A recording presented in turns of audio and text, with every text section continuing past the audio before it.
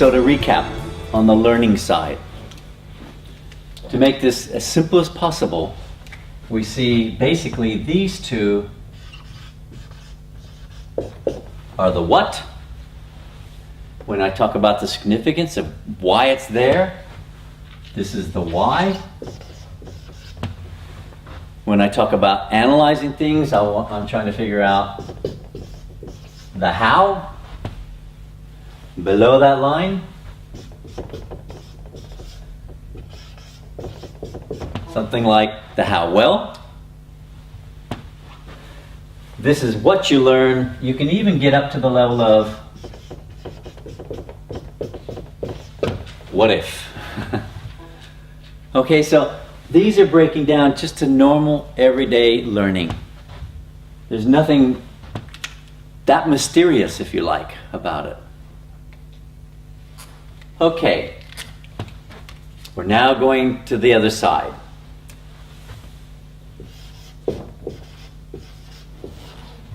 To the responding side, to see how a student will respond in a certain way to reflect their learning.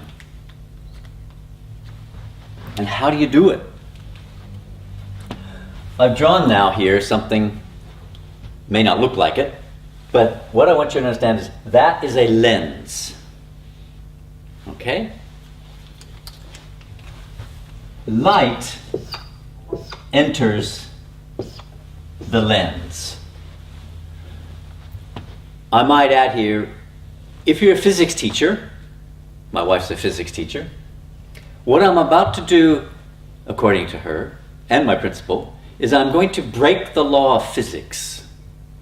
I call it poetic license, just to play with this.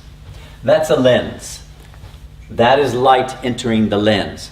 I call that the light of understanding.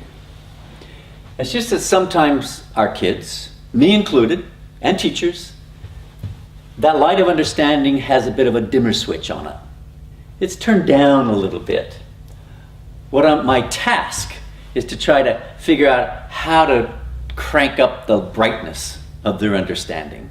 Okay? Light enters the lens from their pattern of learning.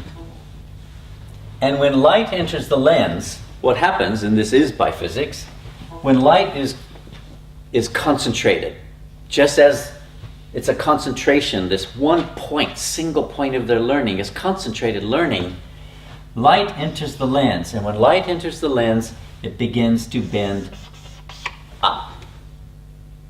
It's almost as if time changes a little bit. When light bends, it's changing time. I've often thought that that's a moment of reflection as well. It's like time does change. I shift a little bit. All I want them to do, just like light begins to bend up, all I want them to do is take whatever they learn last, or take whatever the deepest level of understanding they have, and just like light in the lens, I want their light of understanding to go first. In other words, I want the deepest understanding they have to come into connection with, linked with, the question.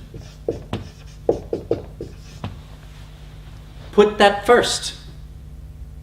In other words, whatever they learn last from their synthesis, put it first, and their synthesis now becomes their thesis. Magic. Just put it first.